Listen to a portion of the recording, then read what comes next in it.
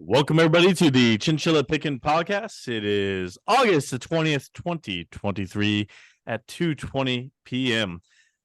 As always, we hope to be entertaining, educational, and uplifting because we want everyone to make money. My name is David Underwood, and I am joined by the one and only the Baron of Bonds, Brandon Beaver. What's up? How's it How are going? you? All right. I'm having a little trouble with my AC right now, man. I have a little trouble with my AC. It's working, but not strong, and it's hot. It's going to get really hot this week. Yeah. Well, I'll tell you what. Here's what we did. We had troubles with our AC 2 years ago, I think it was, and we just got window units. And I am honestly, we have saved money on electric, and our house has been just fine. There's been days it's been a little hot, but it could have been better with the control. But and of course, before we sell this house, we're gonna have to get central air. Otherwise, we're gonna have trouble selling it. But yeah, I mean, we got a fairly small house though, so if you got 2 stories or something, it's probably not going to work out very well for you. But yeah, it saved us money. So yeah. So once again, Jackson Hole's around, and I did not get invited again. Man, I never get invited to Jackson Hole or Davos. Do you, Brandon? I mean, what's up with that? I'm probably too bearish though. Hey, I'm bullish. Send me. Should get a t-shirt that says that. I would love to go to Jackson Hole during this week. Lots of reporters, lots of fellow stock investment enthusiasts there. So that and Davos would be nice. Yeah. So I would be like Mises in a crowd full of economists there. I don't know if you've heard the story before. I think it was Mises. I could be wrong about the economist that it was, but very libertarian guy.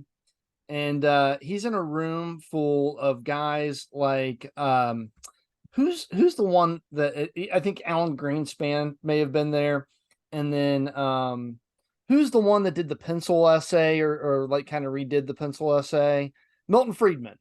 Okay, so Milton Friedman was there too. And this guy Mises, he's such a capitalist. They were all talking. He got mad and screamed at them, "You're all a bunch of socialists," and ran out of the room. That would be me at Davos. Right. Yes. Cause some trouble and then jet on out. Yeah. The most socialist people you could think of were in that room, and then Mises, "You're all a bunch of socialists."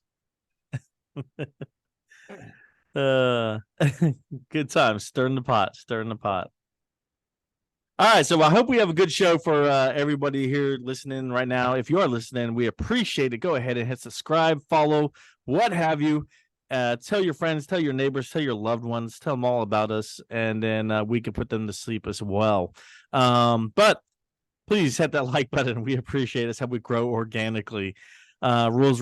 Brandon and I get together 5 to 10 minutes before the show, and we tell each other what we're going to talk about. You actually get the live discussion here on the show. Brandon Beaver, since you have the meat, you have the beef, he's bringing the meats. Go ahead and start. More indicators that a recession is upon us. The Conference Board, which has been around since 1916, they have a leading economic index. And it's called the LEI. That's what, we'll abbreviate it to. Tracks 10 types of data in the index in order of weighting. They track money supply, average hours for manufacturing workers that they've worked, the 10-year Treasury versus the Fed funds rate spread,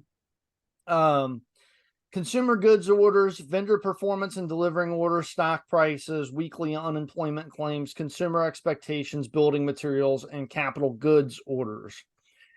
Now, going back to 1959, this tool has been 100% correct about recessions. And they've designed this to recognize turning points in the business cycle. And it's supposed to predict it by around 7 months. It's been off by a couple months here and there, but it's been right around 7 months every single time, close to it at least.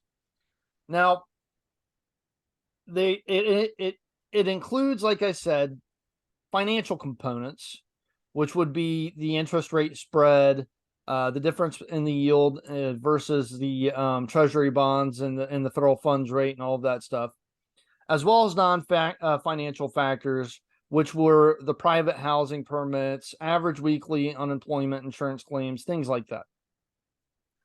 Now, economists are looking for consecutive months when it comes to this, as far as movements and directions of the index goes, to confirm what they believe will be the direction of the economy. Last week, August 17th, they published the July LEI data, showed a 16th consecutive month of declines. Now, this represents the third largest streak of consecutive monthly declines in the index.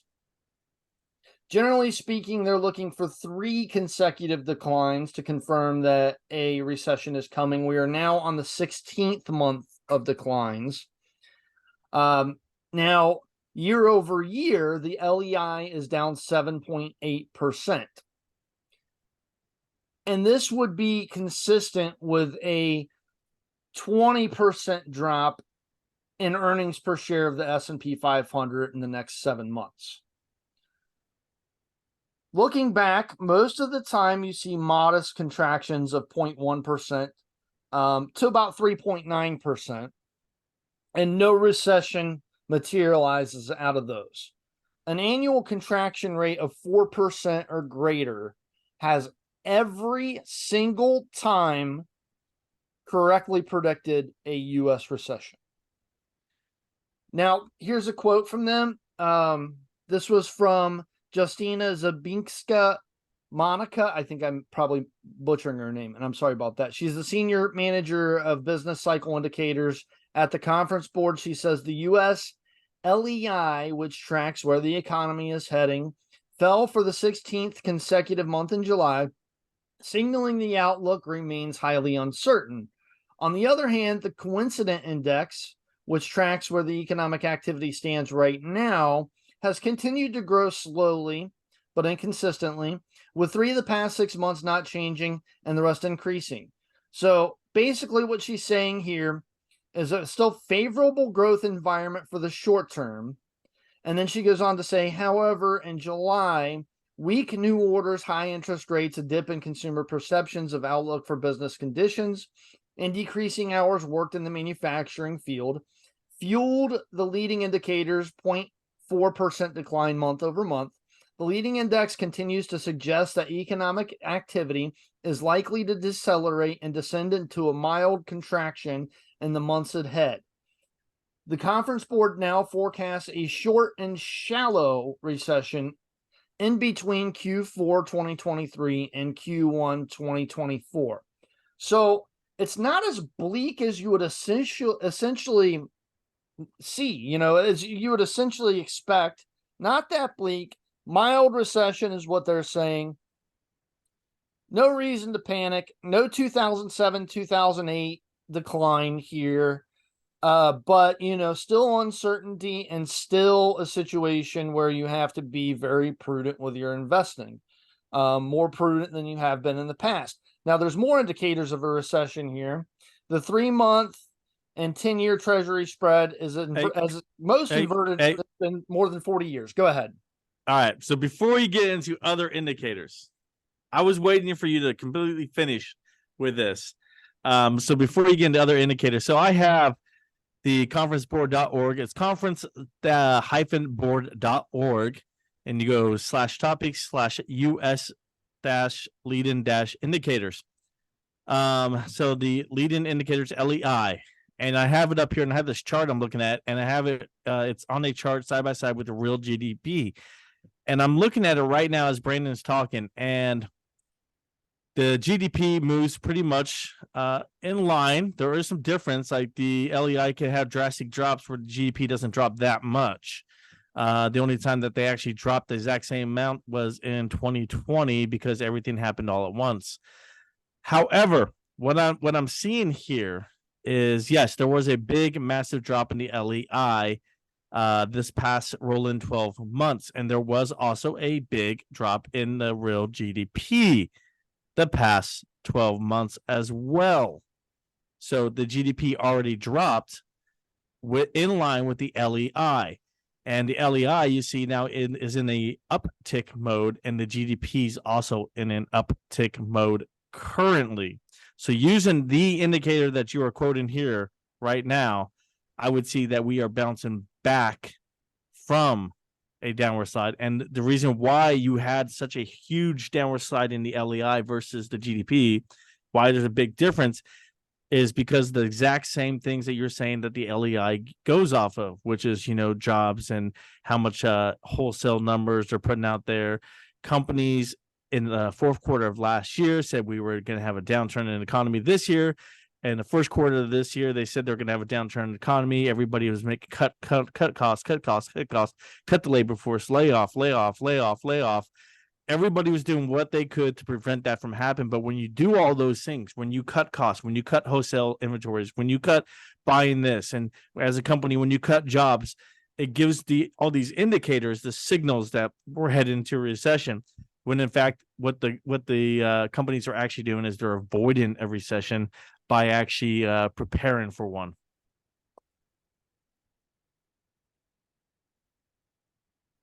It'd be the first time in 59 years that you'd be right, Dave. 64 years. No. I'm saying it was right. I'm looking at the chart. It dropped, and GDP dropped with it. However, GDP didn't go negative. GDP was up so high at one point that when it dropped with it, it just brought it down to very low levels. It never went negative. And that was the difference this time with LEI. LEI dropped tremendously because the numbers are being I don't want to say skewed, but like misrepresented because companies are trying to avoid a recession. Okay, so I don't have the chart in front of me, but I'm curious as to when it started to tick back up. I was actually looking at the chart earlier, and I wish I would have noticed that because it's on Twitter. You can pull it up on Twitter. Well, I mean, you can pull up on Twitter, but I just went right to the website itself. But yeah, it's something to look at. I'm just saying, like, it was correct because GDP moved in line with the move down, but then they both are ticking up right now at this time. So did it start ticking back up in March, I wonder? No. Okay. No. So does it show when? I'm curious. Because I want to know if it's the 300 million or whatever it was the Fed pumped into the system back in March that did it. It could have been that. Yeah. Okay. Again, this is what I'm saying. These numbers are being, I don't want to say skewed with, but the things that they track in this indicator, if everybody works together as a team, can be incorrect. But you can't change all 10 of those indicators. Not all 10. No. Change majority of them. And they've been right every single time. Every single time so far. It's not a predictor that 100% accuracy they'll be correct this time, but it's a pretty good. I don't know if it's 100% accuracy because I look at the chart and there's many times the GDP just went opposite of the LEI back in 2004. Okay, but it's a 7-month indicator though. In 2003, the LEI started. Oh no, here it is. Sorry, no, never mind. I'm looking the wrong line there, but they weren't in line. Neither way, they weren't in line. One was going up, the other was going down. Not immediately, but it's saying it's a rolling 6-month figure that they're using to predict up to 7 months. Well, not up to 7 months, around 7 months out. I got you. But more indicators of recession here. Currently, the 3-month and 10-year Treasury spread is the most inverted it's been in more than 40 years. This is the New York Fed's recession predictor. This predictor tool is saying that's a 67.31% chance of a U.S. recession taking place by June of next year. The ISM Manufacturing New Orders Index measures new industrial order activity. That's reported monthly, and it's measured on a scale of 0 to 100, with 50 representing neutral. That's kind of the baseline where they're neither expanding or contracting. Above 50, of course, implies expansion, while a reading below 50 would imply contraction. The past 10 readings, I'm sorry, of the ISM manufacturing new orders index have been below 50. New orders. And this is all just, once again, it's designed to measure where we're at in the business cycle. Right. New orders. Again, companies were cutting costs. Companies were spending less. Companies had saw that there was going to be this recession that was going to happen, and they said, do we need all this new equipment? Do we need to continue expansion? Can we pause expansion? Can we pause this? So are new orders going to drop? Yes. They must have had reasons for that. They did have reasons for that, because you and I both were in agreement at the end of last year thinking that there was going to be a recession. We both did. Everybody did.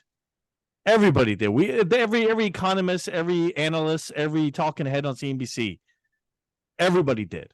But just because it hasn't happened in the 8 months of 2023, 2023, sorry, 2023, 8 months is not that long in the span of a time period. It's really not. And it's very hard to difficult, almost impossible to pinpoint exactly when the recession will occur, especially considering the fact that all of these indicators are, well, most of them at least, are lagging. You don't really find out that you're in a recession until, it's already happened. I mean, we technically had a recession last year. We had 2 quarters straight of negative GDP growth. Right. But then no one called it a recession. Yeah, I know. Nobody wanted to say it was. So do you think we already got through that part? I don't think we're on the other end of the business cycle yet. I mean, the Fed's going to probably pause raising rates. They're going to leave it where it's at for now. In 2 months, they're going to meet again, and they're going to decide at that time. And I think that they'll probably pause again because the inflation's coming down. The holiday season is not going to be as hot as they were hoping. Like last year, they thought it was going to be hot. And it came out cold. Numbers came out low. Some retailers missed and had a bad year overall because they missed. Target. Yeah. I mean, this year, I mean, it's going to determine. I think the holiday season is going to determine it, man. We'll find out. Only the future will tell us. But I mean, I if you can't, here's my thing. Here's my thing with the Bears right now, and I don't want to loop you in there, Brandon, because you are very technical and you do great analysis and you have true data to back up your points, right? Yeah. But there's a lot of people out there that they're always saying recession, and every now and then they're right, because every now and then we have recessions. It's called a business cycle. It's like, you know what I mean? Right. A broken watch is right twice a day. So exactly. I'm like, at some point, at some point you got to have that recession that you've been talking about for a year and a half, and then say, okay, let's move forward now. So I'm doing it based off of where we're at in the business cycle. And admittedly, that's very hard to predict how long business cycles last. Almost impossible. So anybody that says that I've predicted a recession to the exact date is full of crap. I predicted October lows. You did predict October lows, sure, but like the recession is like, I'm not a palm reader, right? Anybody claiming to be a palm reader and knowing these things based off of whatever they're saying is usually wrong. But the fact of the matter is you could tell that there's going to be a recession or where we're at in a business cycle, but you really can't predict exactly when. Look, even these people, even the conference that I just mentioned, they've been around for over 100 years. They've been around for 106 years, actually. Since 1916. They've given you a 6-month spread as to when they believe a recession will start to occur. That's kind of small, in my opinion. That's a small spread to have on it, but it's still like, they can't pinpoint the day, they can't pinpoint the month, and they're saying it's going to be about Q4 2023 to about Q1 2024. So about the same time I just said. Let me bring up something else similar to what you're talking about here in this article here. This article came out by David Randall on Reuters at 9:02 this morning. And the headline, if you guys want to Google it, is "Less Cash, Fewer Bears Could Leave U.S. Stocks Vulnerable," right? So as you read through this article here, it talks about at the start of the year, there's a lot of allocations to cash. It showed extreme bearishness, reflecting investors' grim outlook following a brutal sell-off in 2022. So everybody had expectations of recession in the second half of the year, right? But then with inflation going down and nothing really happening because everybody was expecting the recession, businesses, corporations, everybody expects that. They're preparing for that. Everybody had all this cash they were sitting on because they're expecting that. And then when inflation started to beat, investors started going in. That is what's driven the market up recently. And by recently, I say the last few months. Now, if you go to the last couple weeks, you've seen a downturn in the overall capital, in the overall market, right? Well, that has to do right now with a lot of cash. So Bank of America even has dipped below their cash holdings that they like to stay at, which is 5% cash. They're down to 4.8% as of August. So that's the lowest level they've been at in 21 months. So they are really going into the stock market here, and they're pushing for this rally, if you will. And there was a huge shift from pessimism to optimism. Now, this optimism, it goes in the second half of this article here. It says optimism tested. And I like some of the points they bring up that actually you would like as well, Brandon. These actually go in line with you. So you have higher yields on treasuries, right? That's what you're about to get into, which is seen as virtually risk-free since they are backed by U.S. government. So that makes stocks less appealing. So when I could get a 6% yield on or a 5% yield on a 10-year, why would I invest in stocks, right? When I have to try to work so hard to get my 5% or 15% in a year, I could just continually get this 5 to 6% off of treasury funds. So why invest in stocks? That hurts them generally. So higher bond yields, higher treasuries usually hurts the market. At the same time, you still had that China property crisis. Remember when everybody said that that $13 or $130 billion property bubble was bursting in China and it was going to ripple effect throughout the global world, and it didn't? Well, that property bubble did pop in China, and China's hurting from it. And we talked a little bit about the deflation numbers hitting us. Last week, we talked about it, the ripple effect deflation numbers, but their property bubble is still getting worse. So that's a concern going in. There's still some anxiety that they haven't brought that back in China. So yeah, Evergrande just filed for bankruptcy last week. Yeah, see, so I mean, there's complete bankruptcy there. Now, luckily, we do testing of our bank systems now every few months, and we should be able to withstand that, the worst possible case from the China property, but China can't. So is that going to affect us, right? And when optimism grows and it goes to extreme and cash goes to low levels, and the bulls run out of money, that's when the bears come in and say, "Hey, told you so," and this is what's going to happen is stocks going to fall because the cash levels on these banks get lower than what they would like, and they stop buying. Retail investors are also concerned. There's a retail investment sentiment out there, and they are all concerned as well. So, Brandon, believe it or not, I'm going over an article that actually supports your case, that it's going to go down, but it also explains why it went up. The market went up the last few months. Mm-hmm. So it explains everything, I think, a little clearer for everybody listening. Thoughts? Yeah, and then also the fact that Fed pumped a bunch of money into the system to prop up regional banks 4 months ago. That's another reason why it went back up. Hold up. Here's my question with that. The Fed gave them the money, but did that not just cover their losses they took? That the Fed took? No, that the regional banks took. The regional banks. It covered losses, probably a little bit more than that because there usually is, but it covered their losses. But I mean, that's still gonna put a Band-Aid on the problem. Hold on, no. That money they put into the system, quote unquote, they didn't put it into the system. So say I'm Bank ABC. Let's say I'm Bank ABC, and I go ahead and I take $50 billion worth of Signature Bank's portfolio. Well, that $50 billion is only worth $25 billion. So the federal government gives me $25 billion so that I'm at par. I'm at even instead of going bankrupt. instead of going bankrupt. And So I'm able to hold on to those Signature Banks portfolio, and those customers don't have to go without. And then there was all the FDIC insured customers. So it didn't really pump it into the system. The money was already in the system, but it was going to disappear. But the Fed just said, all right, we'll plug a hole. That still propped up the economy, probably short term, All right. based on. Yeah, I won't argue that. Yeah. It did.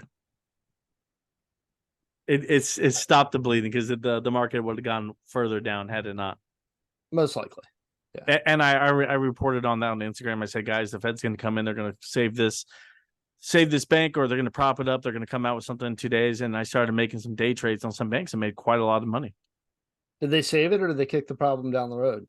I made quite a lot of money in the short term, but eventually the bank did disappear. Yeah. All right. Got past all the bearishness here, right? The important point is that these indicators here are still only predicting like a mild recession, so this isn't anything really to panic about. Not yet, at least. It's not anything to really sell all your stocks and wait. It's not really. You take some profits right now and then sit on them and just wait for better opportunities. I think that can always be a good strategy, no matter what part of the market cycle we're in, and just wait for those corrections to buy in if you want to do it. But I want to go into something here that I'm actually pretty bullish on, and activist investors / hedge funds, whatever you want to call them, Starboard Value. I think it was on Friday, they disclosed a 9.9% stake in Bloomin Brands. And they said in a regulatory filing on Friday that Bloomin Brands shares are currently undervalued. Now, Bloomin is up 36% so far for this year. But if you're looking at the valuation here, it's at 8.8 times forward earnings, which I think looks pretty cheap. It's well below its 5-year average of 12.9 times forward earnings. And then also, let's take a look at Starboard Value's track record here. Olive Garden, they took over, well, they were having some problems years ago, and Starboard Value took over Darden Restaurants. And Darden Restaurants currently trading at 17.7 times forward earnings. Starboard, with its history of restaurants, they took control of Darden's board, and they said, what we're going to do is we're going to focus on increasing alcohol sales. That was successful. They changed the breadsticks, actually, and that surprisingly became more successful. Even they sent their chefs to a breadstick conference in Florida to learn how to better do the breadsticks. They clamped down on how many breadsticks they were giving customers, because what they found is that they were giving these customers all these breadsticks. By the end of the day, when the customers were leaving, these breadsticks were just left sitting on the table, and they were turning hard as a rock because the customers were full. They didn't really need as many breadsticks as they were getting, and this actually saved them like millions and millions of dollars by changing their breadstick policy. So Darden had been in the gutter. So since the takeover, the stock's up 47%. Sales at existing Olive Garden locations have increased each of the last 6 quarters, according to Wall Street Journal. Starboard profited $540 million from its position from turning around Darden. So when we look at Bloomin Brands, current price to earnings ratio, 10.8%. The stock was up 8.74% Friday. I still think it's relatively safe to dip in now and then wait for it to possibly give back some of those percentage point gains that it had on Friday, and just cost average into it and then hold. price to earnings divided by expected growth is a value of 1.09. That's well below the hotels, restaurants, and leisure industry median of 1.57. Price to earnings ratio, like I said, only 10.8%, among the lowest in the industry. I'm saying right now, if anybody's going to turn around Bloomin Brands, I think Starboard can do it. Other people have already tried.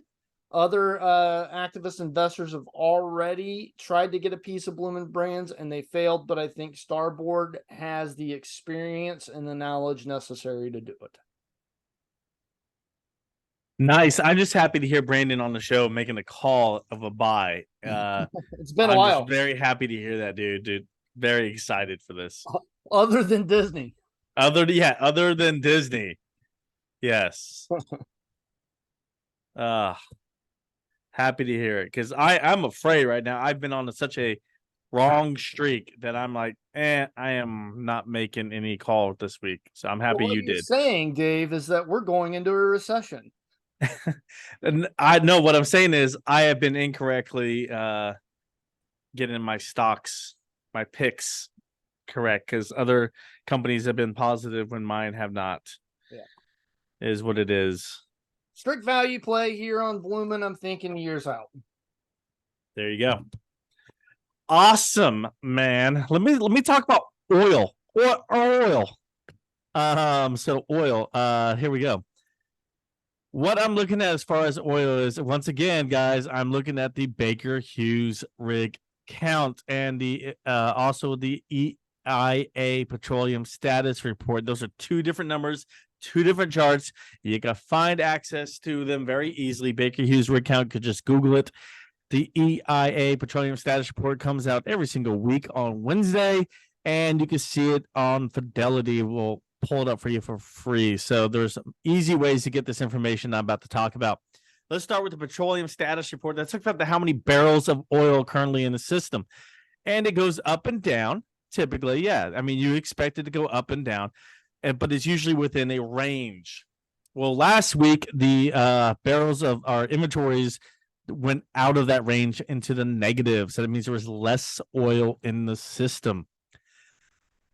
Price of oil has risen, and that's why we're seeing the pain at the pump, if you will. The pain at the pump is because there are less amount of barrels of oil in the system, but the price remains the same. It's going to cause more pain to come. Now, my problem with this, and here's why the oil companies continue to make money and profitable. So everybody understands how retailers, like let's say Walmart, at the beginning of the year is like, hey, recession's coming, let's buy less stuff so that we don't have to hold on to stuff and have big, huge sales and we lose money. So they did that preparing for a bad time, right? So that when the slowdown happens, that they'll still be able to maintain it. Well, let's analogize that over to oil here.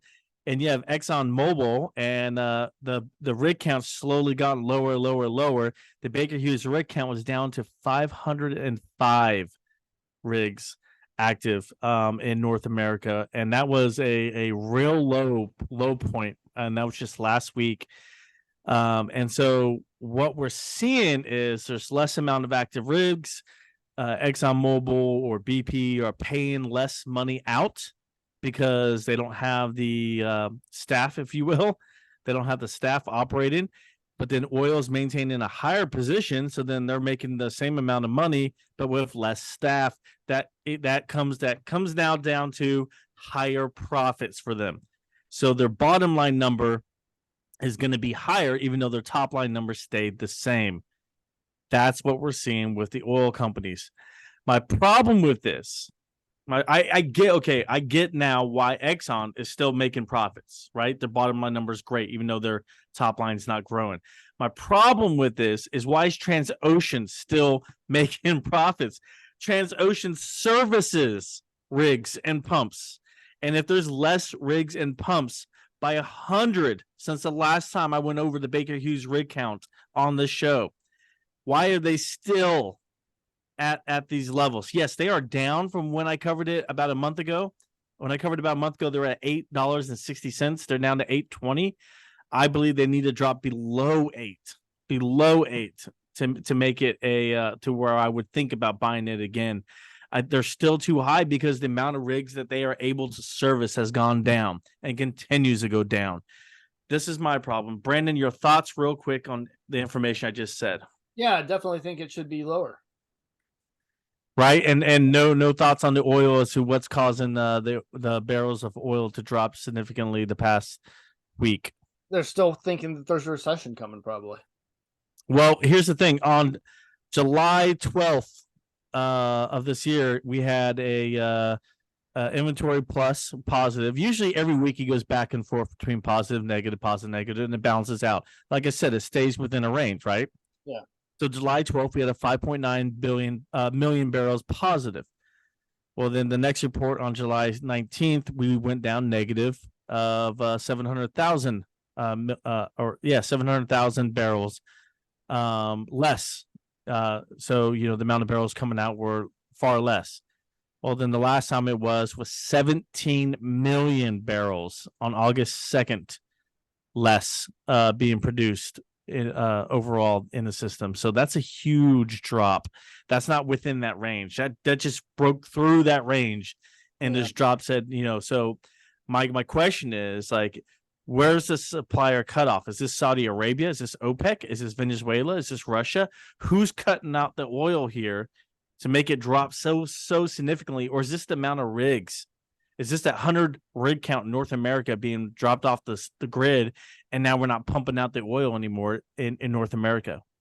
I mean, that's probably it too. I mean, it seems to be, it's usually OPEC.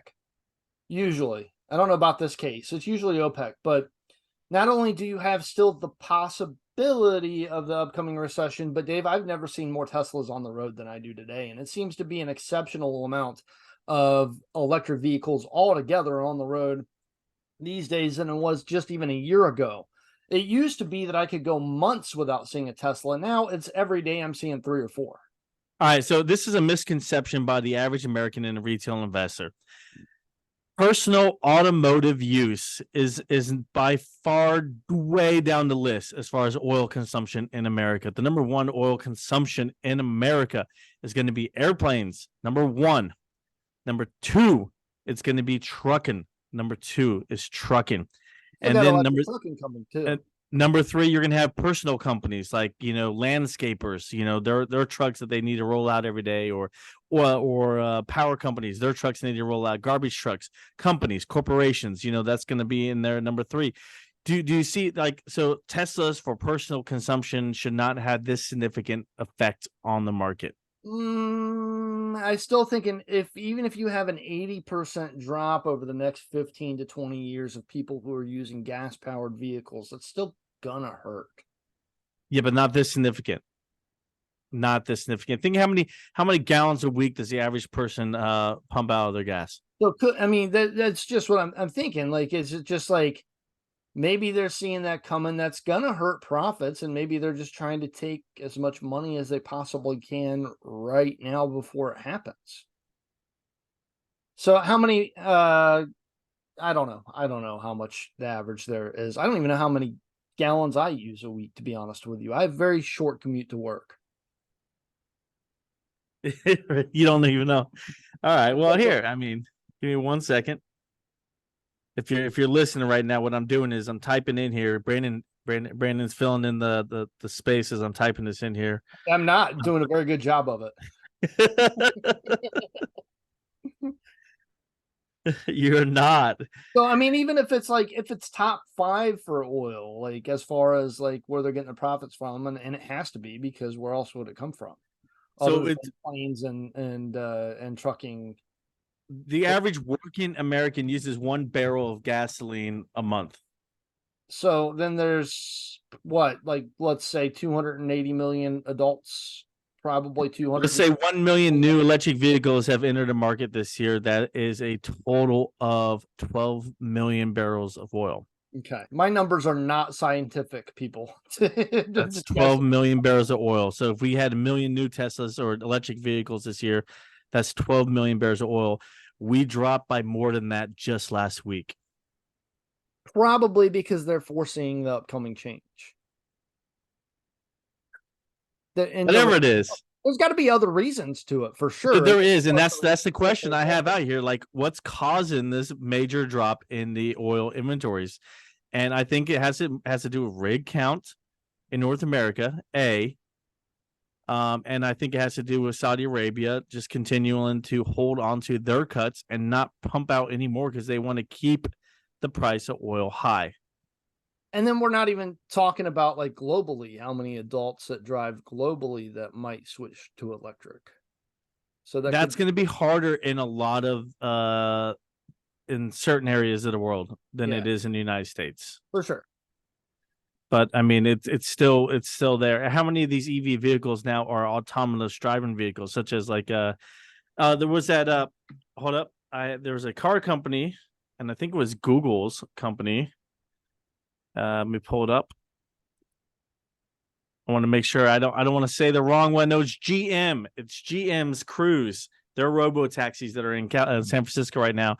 They had an auto accident where these EV autonomous vehicles are driving around doing taxi work, and it's fine. They work just great, except when there's an emergency and you have an emergency vehicle go running through red lights, because the autonomous vehicle sees the green light and they go.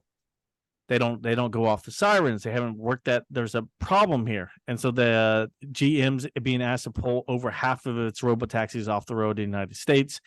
But anyways, the GM robo taxi was going through the green light. It did attempt to brake, but it wasn't able to brake soon enough, and the emergency vehicle had an accident with them, and GM's being asked to pull over half their robo taxis off the road. Well, they could also pull the kind of traffic lights that they use, because there are traffic lights out there that are used here, even in Ohio, that the emergency vehicles can affect. So if an emergency vehicle is going through a traffic light that is green, but they're coming the opposite direction, they can change the traffic light manually. All right, that's getting way too deep into that, but all I want to say is that EV vehicles are making a resurgence, yes, but it's not enough to affect the amount of barrels of oil. So given that, Exxon's going to continue to rake in the money, so is BP, so is Conoco, because again, the price of oil is staying high, even though the amount of oil out there to be bought is dropping. So that's the bottom line of that. So let's get to my favorite part of the show. Brandon, are you ready? Do you need a second or two, because we're going to talk about headlines? Dun dun dun. This has become my favorite part, where I get to read off some headlines and I get your initial thoughts. We take 1 minute and we talk about it, and then we move on. I'm beginning to love this part of the show. Yeah, me too. Because I have no idea what's coming. You have no idea which one I'm going to talk about here. So, or can you even turn, like, some of these that I read, like I'm reading these and I'm like, how does this have anything to do with stocks and anything or not? But whatever. Here we go, man. Here we go. Headline time. Elon Musk says X will strip ability to block accounts. So you're no longer going to be able to block accounts, except on DMs. You can still block DMs, but you just cannot block other accounts from responding to your messages publicly. What do you think? Is that going to hurt X even more than what X has already been hurt? I don't know if it'll hurt them worse, but it's a bad idea. You think it's a horrible idea? Oh, I think it's terrible. I mean, what if you've got like a restraining order on somebody? Right, and that's got to be able to make exceptions. Yeah, and that's why it's that's one of the things that was put in here. Like anti-bullying activist Monica Lewinsky was urging him to keep it, because what about keeping people safe online for the exact same reason you just said? So yeah, it's being put out there. So I think that Musk is not making the right moves to be able to bring X public and do the right thing. I'm glad I got out of the stock with a small profit when I did. I'm not sure that changing the name of it was really a good idea either. But I mean, Google went to Alphabet, and we still call it Google, so I don't. We do, don't we? Like, well, no, we don't. If we're talking about stocks, we say Alphabet. We're talking about the company, we'd say Google. That's true. That's true. So I don't really like, why change it to X. I don't know. I don't get it. All right, so here's the next one. This one is again Reuters. It's Allison Lambert and Donyan Sola Oladipo. I'm probably pronounced that wrong, and I apologize. Headline is How Airlines Cope with Price Surging During Disasters. So the wildfire up in Canada that happened recently, the Yellowknife sword and was ripping through the landscape. People were being told they had to get out of town. So they're getting out of town, and they at the same time that these airlines for the nearest major city were raising the rates by over 25% on airline tickets when people were being told by authorities they had to leave. And that is not, if that's not price gouging, I don't know what is. Yeah, it is. But I mean, you got to control demand somehow in the system. It is price gouging, but yeah, and so is this going to in turn cause lots of lawsuits for the airline companies when these things happen, such as in Maui or such as the Hurricane Hillary that's going to hit Southern California? You know, and price tickets out of San Diego or LA are jumping in price. Is that going to hurt the airline industry now with lawsuits on the other end of this? Yeah, it's a tough decision to make too, because what's the alternative now? You know, you're locking people out that can't afford those prices. And in many ways it's immoral, but at the same time, if you don't do something like that, then you're going to be locking people out due to the high demand and the amount of people that are going to be standing in line and waiting and not being able to go anywhere. There you go. All right. You know, and then also how much demand can you handle at that point? I don't know. It's a sad situation. Also, I wonder if that Canadian wildfires, I wonder if that's affecting some of our oil, because a lot of our oil comes from Canada. Yeah, you're right. I didn't even think about that. Yes, you're right. Yeah. Huh. All right. All right, let's move on. Here's another one, man. You ready? Yeah. I'm trying to find these. I had them bookmarked, and of course, like nothing is just staying bookmarked, right? It never works as I need it to work when I need it to work, which is very confusing here. Very confusing. I had it bookmarked, and now we can't find it. Dun dun dun. Oh well. Oh well. Then we'll just. Oh, here we go. Startups are investing millions to make drugs and semiconductors in space. What? Why? In space manufacturing is going to be a real thing. It's a fledgling market, and there's lots of startups looking to do this. For pharmaceuticals, semiconductors, beauty, health products, and even some food is looking at possibility of making these in space. The most bubblicious thing you've ever said in your life, Dave. Beyond meat in space.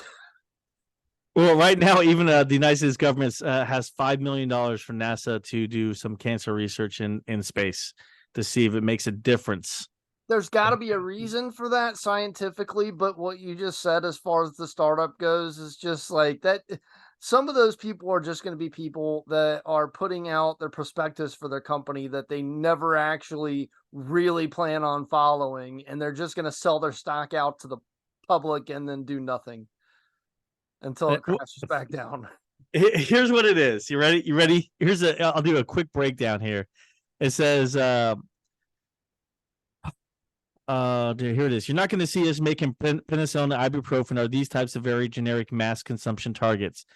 It's given the amount of crystalline you need to create is far beyond our current capabilities. But what it has to do with is the amount of protein crystals growth in space is much higher than those grown on Earth. But there are a wide set of drugs that do billions and billions of dollars a year revenue that actively fit within the manufacturing size that we can do or even do in our current manufacturing facility. So it's because of the, what was it again? The protein crystals grown in space are much higher quality. So protein crystals grown in space, much higher quality. So there are certain lab, can't you create the conditions in a lab or something? I would think. I don't know. You would think that you could get a government grant to create a lab here that has the same conditions. Yes. Yeah. I'm just saying this is the newest bubble. All right. That's all I got for headlines. I didn't have too many of them. But all right, I will say this. Everybody's looking forward to Friday at 10 a.m. when Jerome Powell speaks from Jackson Hole. What's he going to say? What's the Federal Reserve going to say? That's going to set the mood for Friday trading. I don't think I would want to be, if we're going to be day trading this week, I would say hold off. Or get out of the day trade before Friday. Depending on what he says and how he says it, even it can affect the markets. Yeah. Final thoughts, Brandon. But the Federal Reserve seems split as to whether or not they're going to raise interest rates again one more time this year. And from the minutes, it looked like they were pretty passionate on both sides. So kind of up in the air as to what's going to happen. I guess we'll find out. Guess we will find out. Any final thoughts? That's all I got. That's all you got? I don't have any final thoughts besides take your time, do your research. There's a great article on chinchillapicking.com written by Brandon Beaver about how to value a stock. Read it. It's a good a good read. Has pictures. It doesn't have pictures. But it is a good read. It's a picture. Right? Yeah, it's a picture book. As always, we hope we've been entertaining, educational, and uplifting because we want everyone to make money. Have a good night. Have a good night.